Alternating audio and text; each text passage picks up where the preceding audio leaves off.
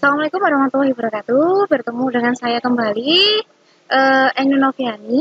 Saya akan membawakan mapel produk kreatif dan kewirausahaan pertemuan kedua, adik-adikku. Tetap semangat, sehat selalu. Apapun itu kekurangan kita, walaupun kita tidak bisa bertemu langsung, semoga ilmu yang akan sampaikan bermanfaat.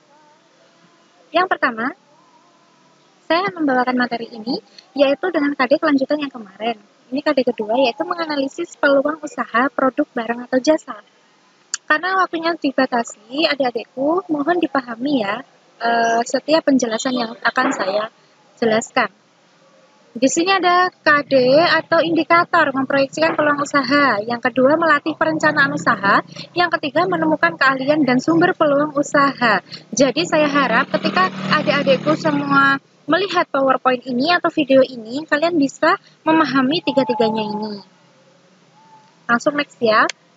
Di sini ada indikator yang selanjutnya, menganalisis peluang, menerapkan langkah-langkah, dan yang ketiga menjelaskan sumber-sumber peluang usaha. Itu yang akan saya jelaskan nanti. Langsung kepada materi. Di sini sudah saya rangkum materinya. Yang pertama memahami tentang peluang usaha. Nah, apa sih sebenarnya peluang usaha itu? Dalam analisis SWOT yang sudah saya sampaikan kepada materi 1, peluang usaha itu termasuk dalam golongan opportunity atau dalam bahasa Inggrisnya itu opportunity, yang berarti kesempatan yang muncul dari sebuah kejadian atau momen. Ada dua faktor yang mengakibatkan peluang usaha itu muncul. Yang pertama adalah faktor internal, yang kedua adalah faktor eksternal. Faktor internal yang berasal dari dalam diri atau dalam subjek. Yang pertama adalah pengetahuan yang dimiliki, yang kedua individu itu sendiri, yang ketiga pengalaman, yang keempat adalah intuisi atau pemikiran. Yang kedua faktor adalah faktor eksternal, yaitu yang datang dari luar objek atau luar diri. Yang pertama bisa jadi dari masalah yang dihadapi, yang kedua kesulitan yang pernah dihadapi atau yang sedang dialami, yang ketiga kebutuhan yang belum terpenuhi, yang keempat pemikiran yang besar untuk menciptakan sesuatu yang baru. Selanjutnya, berbagai peluang usaha yang ada merupakan bentuk lain dari risiko. Risiko yang muncul atau yang ditetapkan terlebih dahulu ada beberapa langkah. Jadi sebelum kalian menganalisis risiko ada beberapa langkah. Di sini ada saya sebutkan ada 5 sebenarnya. Yang pertama tujuan dan sasaran usaha. Yang kedua meneliti analisis risiko. Yang ketiga merencanakan dan melaksanakan. Yang keempat taksiran risiko usaha. Yang kelima pengembangan ide kreatif dan inovatif. Sebenarnya apa sih perbedaan dari inovatif dan kreatif? Kalau inovatif itu sesuatu yang sudah ada dan kalian kembangkan. Contohnya adalah produk makanan berbentuk dengan minuman. Nah, itu kan sudah ada minuman atau sudah ada yang menciptakan minuman itu. Nah, itu kalian menciptakan atau mengembangkan itu namanya inovatif. Kalau kreatif adalah menciptakan sesuatu yang belum pernah ada.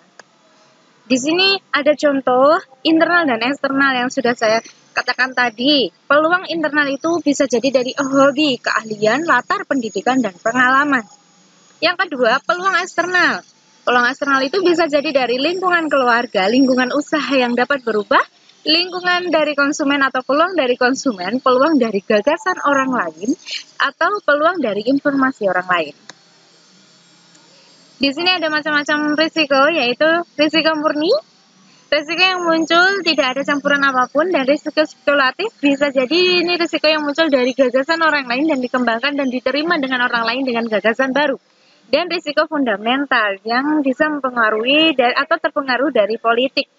Analisis peluang usaha dapat diartikan berbagai cara meneliti untuk mengidentifikasikan sebuah peluang usaha. Nah, yang selanjutnya adalah analisis SWOT. Analisis SWOT merupakan salah satu teknik analisis. SWOT terdiri dari 1. Strength, weakness, opportunity, threat. Nah, strength itu apa? Kekuatan. Kekuatan untuk apa? Untuk mengatasi sebuah kelemahan atau weakness. Opportunity itu adalah peluang. Peluang untuk apa? Peluang untuk menciptakan agar mempersempit ancaman. Ancaman bisa jadi dari diri kita dan orang lain. Dari diri kita, contohnya ancaman adalah ketidakpercayaan diri. Yang kedua, tidak bisa menata sistem. Ancaman dari luar adalah bisa jadi dari orang lain atau gagasan orang lain yang muncul. Dan tiba-tiba ide itu membuat kita goyah atau yang membuat kita berubah. Dari sini, penjelasan ini mohon dikerjakan. Yang pertama, mengapa wirausaha harus melakukan analisis peluang usaha? Yang kedua, langkah-langkah apa saja yang harus dilakukan saat melakukan analisis peluang usaha? Yang ketiga, jelaskan yang dimaksud dengan ancaman dan risiko terhadap usaha. Baik adik-adik, ini ada soal 3. Nanti bila kita ada kesempatan bertemu, saya akan memeriksa dan mengecek hasilnya bagaimana Anda sudah memahami PowerPoint ini atau video ini. Baik, jangan lupa like, komen, dan subscribe. Jangan lupa jaga kesehatan. Jangan lupa juga kalian untuk mematuhi protokol kesehatan. Selalu pakai masker, cuci tangan, dan pakai hand sanitizer. Terima kasih atas perhatiannya. Semoga ilmu ini bermanfaat. Wassalamualaikum warahmatullahi wabarakatuh.